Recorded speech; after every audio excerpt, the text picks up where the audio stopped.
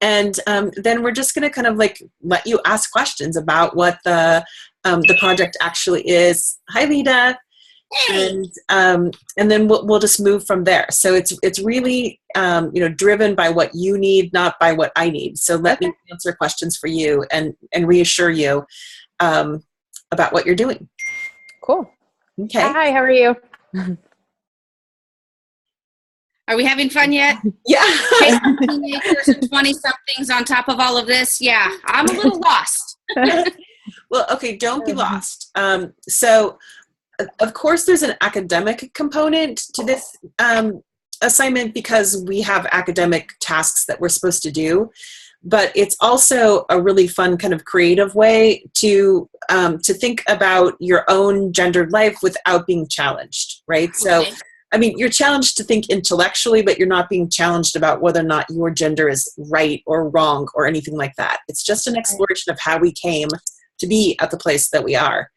And so one place that you could kind of start is by looking through the chapters or looking through the lessons and seeing which ideas or which concepts even interest you. Because you can totally, there's so much in this unit, you can totally take it where you would like to go. So for instance, I grew up in a family that was really, really sporty. Let's just say that, sporty.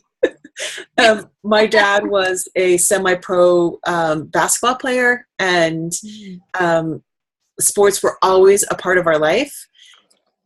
But my sister and I were never encouraged to play sports. They were very traditional in that way, right? And I was a tomboy, right? So when I think back about my life, I think, wow, why did they not encourage me to play sports? My sister, on the other hand, was very, very much a little lady. And so she's 2 years older, and she just didn't like the physical challenge. She was much more, less physically active than I was. And it still shows in our personalities. She has a pool in her backyard, and every time I go there, I'm like swimming the whole time. And she's like, I can't remember the last time I got in the pool. I messed up my hair. Oh, that's funny. Yeah, so there's like certain pieces that were gendered because of our biology. I was obviously much more driven to physical activity than she was. But then also we had these very traditional parents who felt like boys were supposed to be the active ones and girls were not. And I was constantly in trouble for my shoes being dirty. We weren't allowed to wear pants. We had to wear dresses until I was like, I don't know, I think I was in 6th grade the first time I wore pants to school. And so I know I'm not that old, but it seems like I am when I say that. And so I was constantly in trouble for having, dirty clothes, and because I was rolling around in the dirt with the boys. Yeah. You probably never want to wear dresses now, do you? Well, I'm 6 feet. And so I learned, I got to wear pants for like this much of my life. And then pants became very short. And so I learned to like dresses. Yeah. So I still wear them. I have the opposite problem. I'm not even 5'2". Everything's too long. Well, I always tease people, it's easier to cut something off than it is to stretch it. Yes, that's true. Exactly. My best friend growing up, I think she topped out at like 5'3", and we're still really good friends. We were in each other's weddings and all that kind of stuff, right? And so we always looked so funny standing next to each other. And I always told her, if we could just cut off all the stuff off of your pants and put it onto my pants, it would be perfect. There you go. Yeah. Okay, so does that help you kind of like think where you might want to start? Kind of. It's hard for me because I'm an only child. I am too. So, I mean, my uncle's 9 months younger than I am, so we were kind of raised together. Uh-huh. But I did whatever I wanted to do, and if I didn't want to do it and they made me do it, I found a way out of it, like the fishing trips. After the 15th bird's nest, my grandfather told me, go away. What I wanted, I didn't want to go fishing. So there's something interesting about that, right? So like as the only child, do we sometimes escape some of the other kind of gendering that happens, right? So for instance, I do have a brother, but he's disabled. He had a birth injury and was without oxygen for quite some time. So he's both physically and mentally disabled. And so CP? he's not required to do any of the boy chores, right? Right. So then, like, both my sister and I were raised very traditionally. But if a boy chore had to be done, she wasn't the one that was going to do it, right? So many of the boy chores I did, right? So I can still remember my dad. I was 15 and we had to take driver's ed, and like you actually like drove in school. They don't do that anymore. And so I was taking what? Thank God. Could Well, you imagine? I don't know. I just taught my daughter to drive, and believe me, I wish someone else would have done it. But, so. Oh yeah, that's Dad's job. Yeah. Well, okay. So not in this family. So my dad, he in this house, Dad does it. It was really early, like, I don't know, like long before I was supposed to get up for school. My dad was going to work, and he said, did they teach you in driver's ed how to change a tire? And I said, well, we read about it. We watched a film about it. And he's like, well, you need to learn how to change a tire. And I said, okay, where's this coming from? And he's like, I have a flat and I'm in my suit. I need you to change my tire. And I went downstairs. Oh my God. My dad's tire. That's pretty cool though. Yeah. He didn't wake up my older sister, and she needed to learn how to change a tire too. Yeah, but he knew you'd do it and she wouldn't. So one thing to do is kind of like just take an empty piece of paper and start looking through the chapters and seeing which ones resonate with you, which ones don't. And it could be that, not all of us are socialized in the same way. And so it could be that certain theories don't strike a chord with you. It doesn't seem like how you were raised. But then there's other pieces that might seem like they are kind of insightful for you. And not all of us are traditionally gendered, right? So I have some ways that I'm traditionally gendered, and I have other ways that I'm not, right? So I still remember my dad telling me that I had a horrible boss who was constantly making sexual innuendos. And I went to my dad. I lived on my own. I had my own home and everything else. And I went to my dad and said, how would you handle this at work? And he said, don't rock the boat. Wow. And I was like, what? And I thought about it for a couple of days, and then I went in and I turned in my resignation. And that's when I went back to college. And when my dad was dying, he was having trouble sleeping. And so he and I spent a lot of nights up talking. And he said to me, do you remember this? And I'm like, yeah, I remember it, Dad. It's like kind of sticks in my brain. And he's like, I gave you really bad advice. And wow. I said, you gave me really bad advice. And he's like, if I ever would have thought that you would have gone and gotten your PhD, I would have done things differently. And then I kind of started thinking about it. And I thought, well, you know what? I think maybe I wouldn't have gone on to get my PhD if I wouldn't have felt that tension, right? So if I wouldn't have had that life experience to tell me that like this kind of sucks, then maybe I wouldn't have gone on to do these other things, right? So he gave me really bad advice, but it worked out. But maybe it was the piece that I needed to like think. That was the catalyst. Your parents don't always have to be right? Yeah. Yeah, my 24-year-old keeps texting me. She didn't even make it to class. Well, she made it to the parking lot at the Menifee campus tonight. She's in tears. She can't figure out how to do this philosophy class. She feels like she's a total failure. She lives at home. She contributes nothing. She feels like she sucks in life. Aww. So just relax. Things will work out, but it's hard when you feel like you're going nowhere. Yeah. Well, and so we not only have like a gendered society, right? We have certain expectations about what you should be doing at certain ages, right? And there's a lot of pressure even on parents, right? Like when my son, he's in college right now, and when he was applying to different colleges, like everybody kept saying like, oh, where was your kid accepted? And it was so, I stopped answering. I said, oh, I don't know. Yeah. Haven't talked about it this week. Just to kind of like get Right. people off of that like stress. Oh, it's so true. All of my friends, not all, I should say, but a lot of them are married with kids, and it's like, do I need to be there? No, I'm not ready. I'm in college. It's just, but like you said, you feel like you have to be a certain point at a certain time because society tells you to do so. Yeah. Right. Well, it's hard because her 22-year-old sister's been married for 4 years, has a 2-year-old daughter. Right. She almost got her bachelor's. She's going to go into dental school. She's got all these plans, and she's actually reaching her goals. Amber has goals, so she doesn't know where to go with herself. So how do you tell your kid, oh, this is how you should go, when they don't know what they want to do? Yeah. Well, I drifted for a long time. Tell her there's hope. There's such a thing as a late bloomer. It'll come. Yeah. I mean, geez, I'm almost 47 years old and I have 0 degrees, but by the time I get done with school, I'll probably have 2 or 3 associate's degrees. Yay! It's better than none. Totally. Okay, so what other questions do you have about this project, and how can I help you kind of tackle or break through some of the confusion or the fear of doing wrong?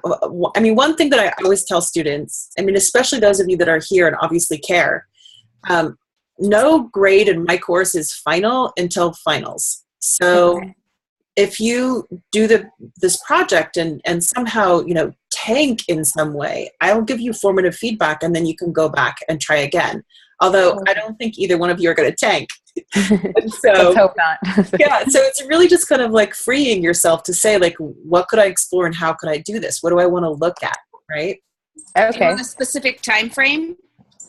Like, 2 years old, 14, or No. just whatever works? I think that every single, this project is one of my favorites, and I've been doing it in my gender comm class in some iteration or another since I started teaching gender and communication.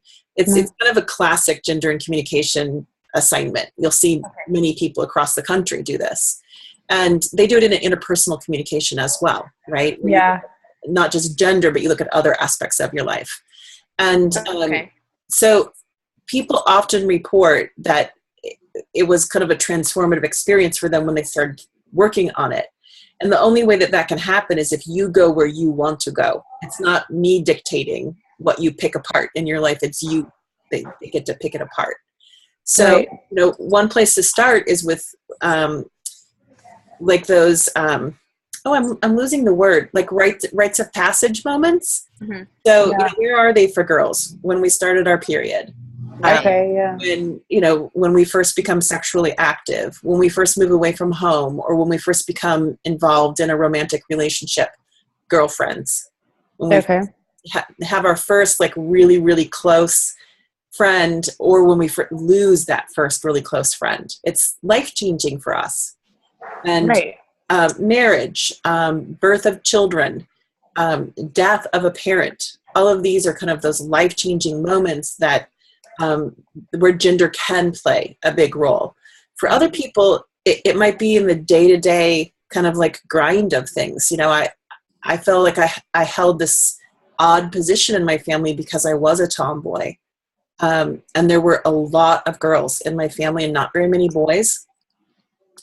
And I came from this, really traditional background. And every Sunday we would get together, go to church with my grandparents, and then have an extended family dinner. And then the men would all sit at the kitchen table and play pinochle, and the women would go in another room and talk, right? And I liked being with my grandmother for a few minutes, but then I always gravitated to the pinochle table and sat next to my dad.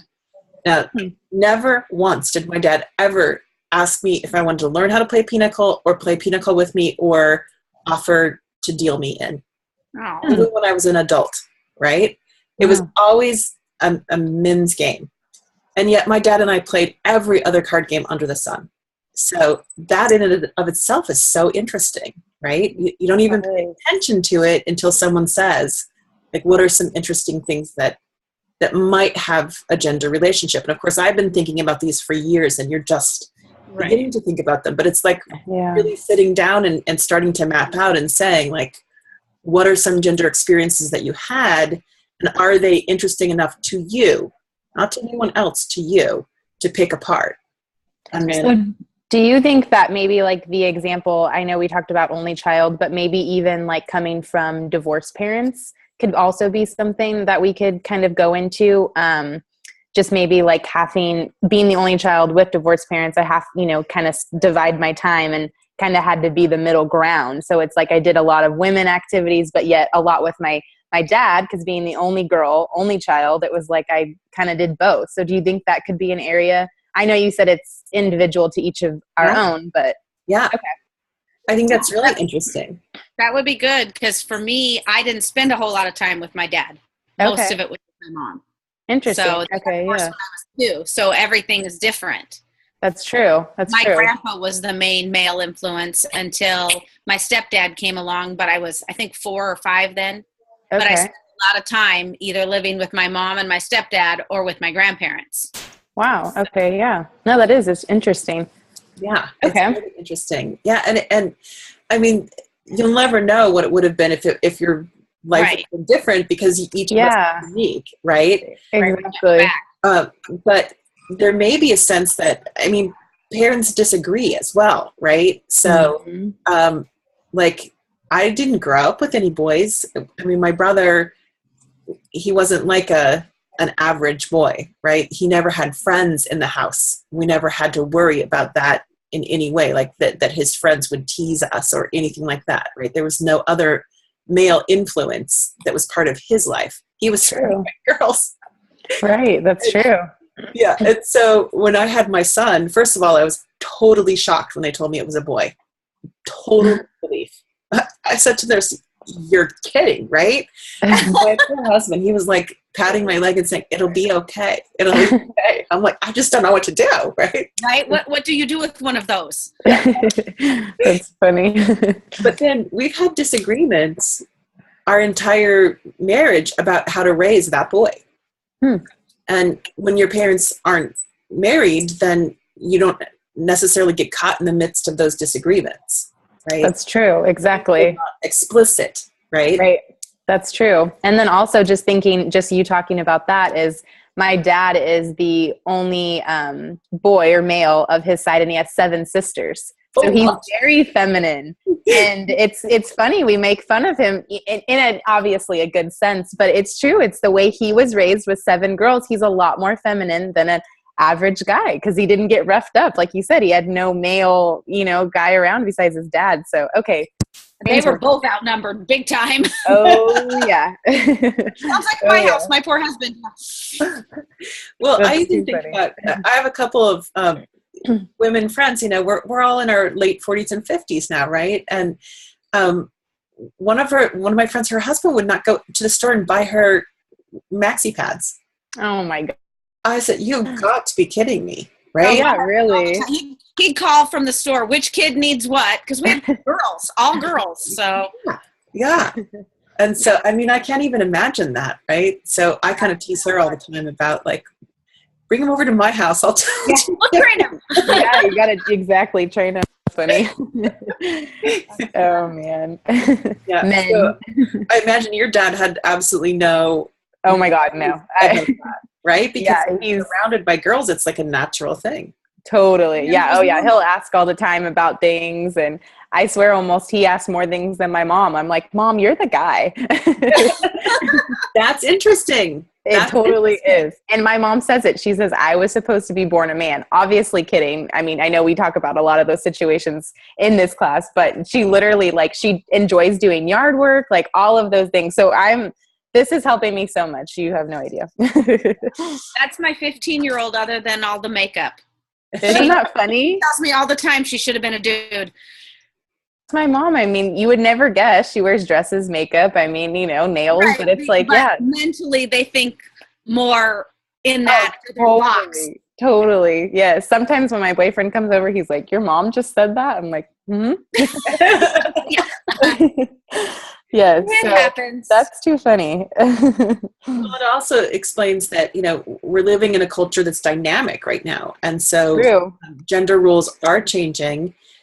Women are more active. I mean, I can't wait to see my girls' generation, because I had friends who played in softball. I had friends who played in soccer, horseback riding, but it wasn't to the amount that girls are encouraged to do that now.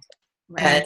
And ironically, neither one of my girls are athletes, but all of their friends play on multiple teams or play on year-round teams and are constantly training. And so physically, girls are just encouraged to be stronger, and it's okay. Oh, yeah. I agree. Absolutely. Yeah. But and then also on the, sorry, I don't know if you have a question, but just really quick. On the actual format, I know that you gave us a couple suggestions and ways that we are able to do that. I think traditionally I'd like to follow more of like an essay format. Does that fall into the category that is okay? Or how do you, okay. Anything is okay. Okay. Anything is okay. Not sure where mine will end up. Yeah. I started out, my first degree is in writing theory and teaching people how to write. And so every assignment that I assigned was always writing. I mean, there was no better way to test people as far as I was concerned than writing, right? Right. And then I was teaching interpersonal communication, and a student just struggled the whole semester. And really nice guy came to every single class, sat right up front, took tons of notes, but every single test he just struggled, and we did a journal, and so he struggled with that. And then in the final, it was actually not even worth very many points. It was just kind of a nice way to celebrate the end of class. They had written a paper about their own self-concept. And they were supposed to make a poster or some other kind of 3D thing. And then they gave a short presentation about it on the last day of class. And he came in and he had this 3-dimensional car that he had made with cardboard and parts from toys. And it was really clever. I mean, I wanted to take it, but he didn't offer it. So, and like the hood opened and the doors opened and the little steering wheel turned. And wow! Spent like tons of time of doing this, right? And he gave his presentation, and he used all of these communication concepts to explain how he was the driver in the car, but also the car. And so certain things were the steering wheel, certain things were the brakes and the shift. And he was using all these communication terms to explain parts of the engine and how his family affected, his combustion and all that kind of stuff. Oh my gosh. So clear that he had gotten everything that he'd been writing down, all the notes he'd been taking.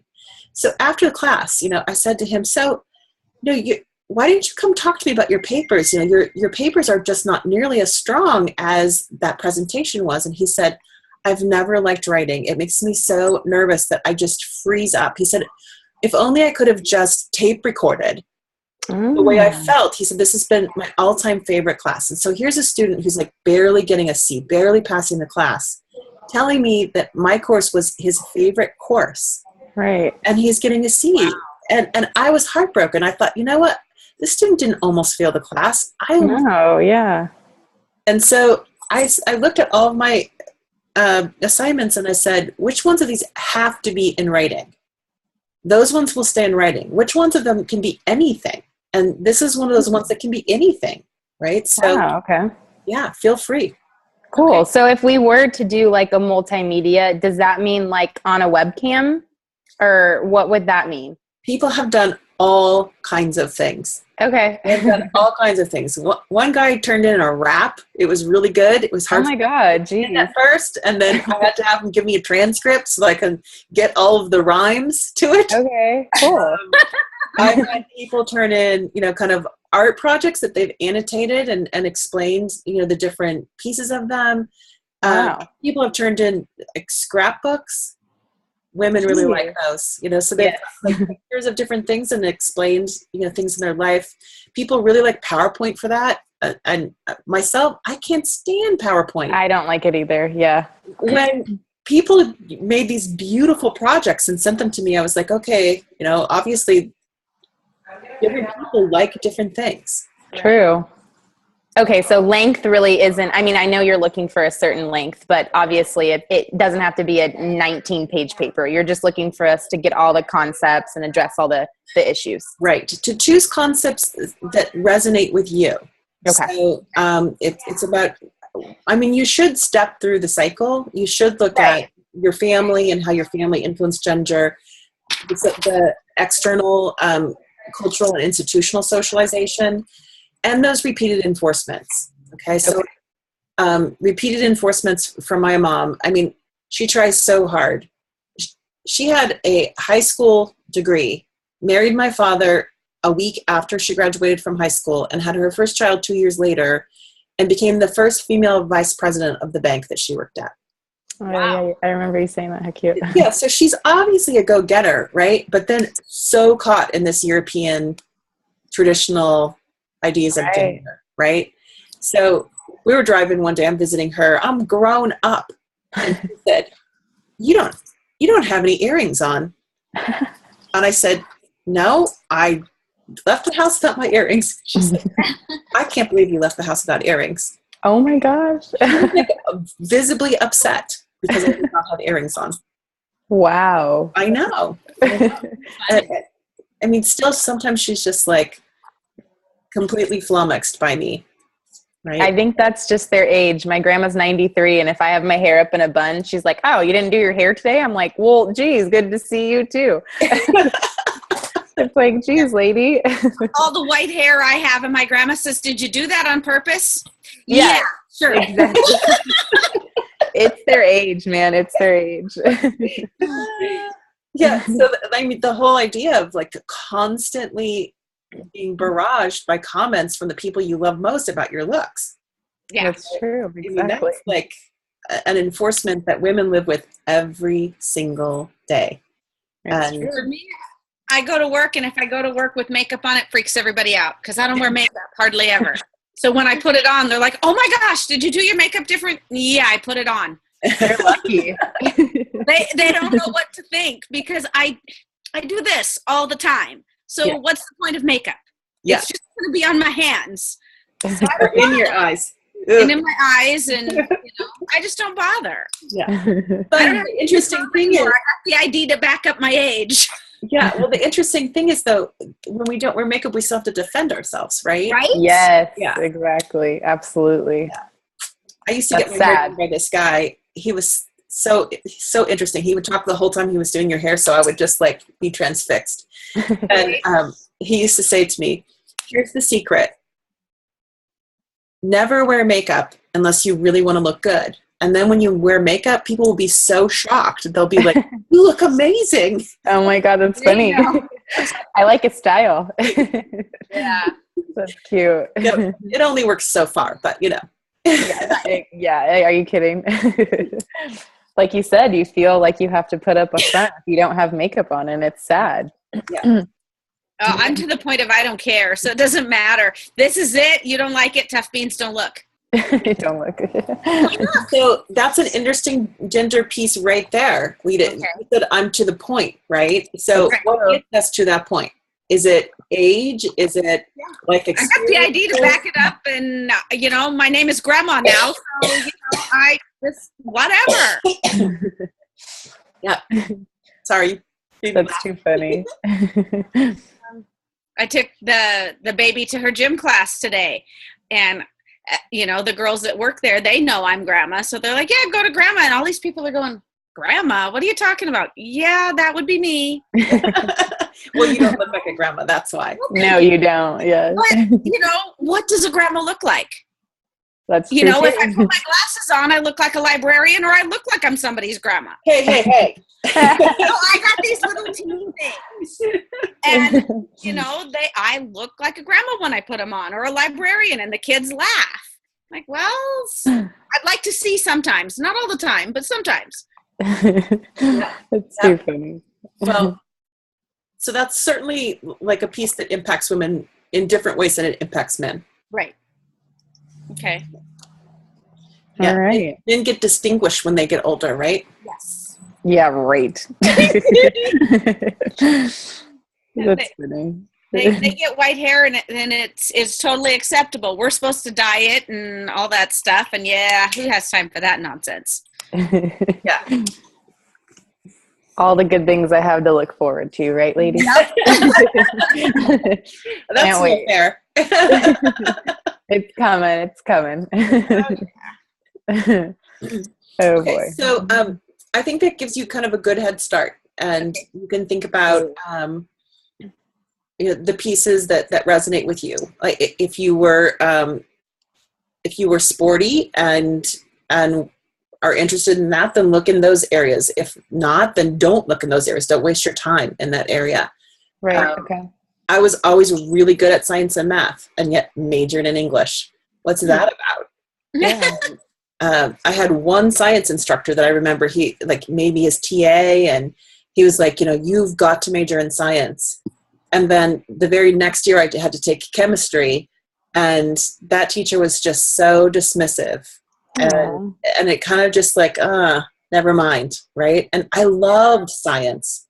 Not that I would undo what I did, but right. It makes me sad that, that it was all male teachers by the time you get up into. That's interesting. Kids should be encouraged to learn what they like. I know. That's why right now I'm taking the classes I want to take, not what people expect me to take. I mean, my major's photography, and here I am in a communications class. It seemed like a good class to have. Communication. Exactly. I'm like, I got to talk to people, so it seemed like a good thing to have. This has been the best one, I will say, though, because I'm a comm major and I've taken all the way from 101 to here. So I've taken a good range, and this is the best one for sure. This is an unbelievable class, though. It's just a really terrific group of people. And, I just the first thing that I do is get my little cup of coffee and see if anyone's posted in the discussion. I love it. Yeah. That's what's cool about it, though. You're super involved. Even people, like most professors in class, you don't see the involvement, and it's like you're online, and I probably see you more. Well, so here's the thing, though. In a face-to-face class, ideally as an instructor, you want to set up a conversation, and then you want to walk away from it, right? You want your students to feel like they can converse with one another. True. So they say all the time that's a student-centered classroom rather than a sage on the stage, and it's harder to do in an online course because if the instructor's not in the discussion forum, like posting, pushing people, then people have a tendency to pull back. And so then it's like the instructor is constantly in the discussion forum. It's all about them, right? And that's true. It's really, really great about keeping the momentum going. And, I feel, sometimes I just have to jump in. I just want to say something. And so I do, but for the most part, you respond to each other in really beautiful and interesting ways. And so I can just do the announcements and let it be a student conversation, right? Yeah, that's interesting. I've never looked at it that way. Yeah, you as an instructor, you have to love those classes. Yeah, totally. Mm-hmm. Cool. Yeah, I'll be so sad when it's over. Yeah, I know. Geez, a really cool class. Well, we're just halfway, so we shouldn't start. I was just gonna say we're barely doing the midterm, right? No, but it's just really cool so far. So that's the important part. I mean, like I said, my kid went to class in tears and didn't even walk into the classroom today. That's not the way you want to go to school. No. Yeah. So we have our midterm next week. Okay. And that's just kind of a really quiet week in class because you're just studying on your own and then taking that midterm. Okay. And then we come back and we do the media unit. And the media unit's always a ton of fun because there's just so much junk out there. And I thought about doing something on the election with the media, but it's too fraught right now. Oh yeah, that could get up too high, and so we'll just kind of stay away from that. And I think too, with the first female candidate, it just makes it even more fraught because totally we'll see it as political. So we're going to stay away from Hillary and Donald, but there's still so much out there with media. Cool. And right after that, we start our group presentation, and so. I'm a little nervous about that one. No, it's great. This is how we're going to present like this. It's just your group that presents. Cool. So you'll form your group, and then the 4 or 5 of you will find a time to work with me and present to me. And so everybody overwhelmingly always writes this is their favorite part of the class. It's just your group decides what you want to research, and you can use all the stuff from the class as background research. I have a ton of resources for you to get you kickstarted. And so, yeah, it's really, really fun. So, Okay. yeah. Cool. And then is the midterm multiple choice? It's multiple choice. I pull most of them from the questions that we've had in the units. Oh, interesting. So there's Okay. nothing that's going to come in. I don't use a single publisher question because I think that they're written poorly. So Okay. the question comes from our course. Okay. There's 5 short essay questions, just like 1 paragraph essay question. Okay. Is it timed? You have 2 hours to do it, but I've never had anyone run out of time. Okay. Sorry, you just went out. I'm sorry. I have like horrible connection for some reason in this spot. You said 2 hours to do it, but I've never had anyone run out of time. Okay. Sorry, yes. I didn't mean to make you repeat that. No, that's totally fine. Yeah, so you shouldn't have a problem. Okay, good to know. Yeah. Okay, cool. Okay, well, go start your project. Yay. Okay. Okay. I think I'll check the discussion board first. And yes. Everyone is going to benefit from your good questions. And so this will be posted to our announcements, or maybe I'll post it. Yeah, I think I'll post it in the announcements. Okay. So they should all thank you for asking good questions. Okay, well, thank you for your time. Have a good night. Have a good evening. Okay. You guys Nice to see you. You too. Bye. Bye.